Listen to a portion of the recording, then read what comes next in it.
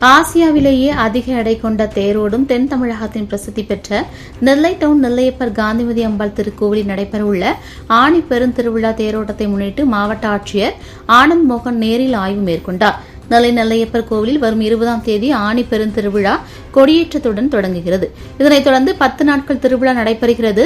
விழா நாட்களில் சுவாமி அம்பாளுக்கு சிறப்பு பூஜைகள் நடைபெறுவதுடன் பல்வேறு வாகனங்களில் ரத வீதிகளில் வீதி உலாவும் நடைபெறவுள்ளது. திருவிழாவின் முக்கிய நிகழ்வான தேரோட்டம் வருகிற 28ஆம் தேதி நடைபெறுகிறது. இதனையொட்டி ஆசியாவிலேயே அதிக எடை கொண்ட தேரும் தமிழகத்தின் 3வது பெரிய தேராக கருதப்படும் சுவாமி நெல்லையப்பர் தேர், காந்திமதி அம்பாள் தேர் மற்றும் விநாயகர், சுப்பிரமணியர், சண்டிகேஸ்வரர் ஆகியோரின் தேர்களை சுத்தம் செய்து அலங்கரிக்கும் பணிகள் தீவிரமாக நடைபெற்று வருகின்றன. இந்த நிலையில் மாவட்ட ஆட்சியர் ஆனந்த் மோகன் கோவிலுக்கு நேரில் சென்று தேரோட்ட ஏற்பாடுகளை ஆய்வு செய்தார்.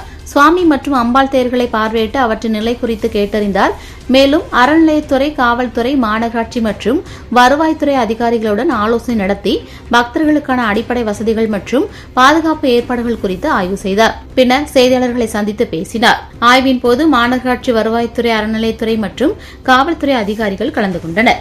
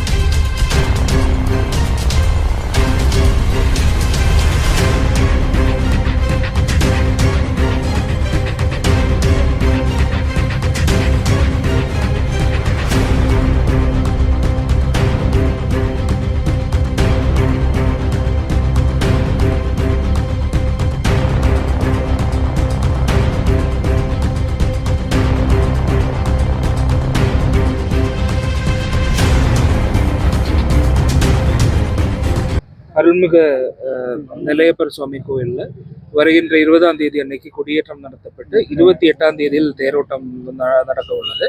இது சம்பந்தமாக போன வாரம் கலெக்டரேட்டில் அனைத்து துறைகளையும் கூப்பிட்டு ஒரு கோஆர்டினேஷன் மீட்டிங் நடத்தப்பட்டோம்.